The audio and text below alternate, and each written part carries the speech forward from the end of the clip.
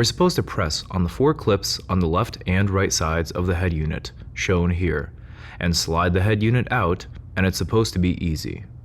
This is complicated by a few things, including difficulty of reaching all of the clips.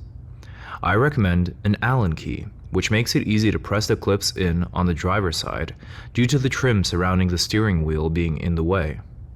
Another issue is the clip retainers. You can do this alone, assuming your clip retainers don't break.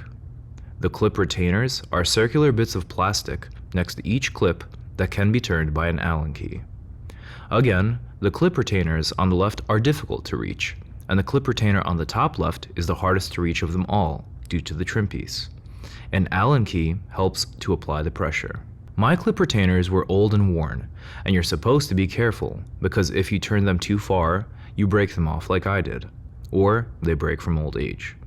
It's a challenge because the clips are very firm and the retainers are actually quite weak, and it's easy for the clips to push them out.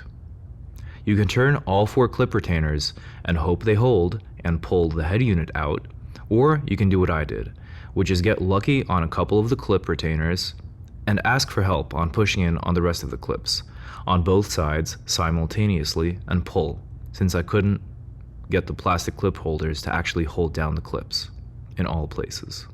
In short, if you're still confused, the gist of the steps is: make sure you remembered to remove the screw holding the head unit on the right side. See how many of the clip retainers you get lucky with using the Allen wrench. If you get all 4, you can remove the head unit on your own. If you can't, enlist help and push in on the clips where the retainers failed while simultaneously pulling, and it will come out.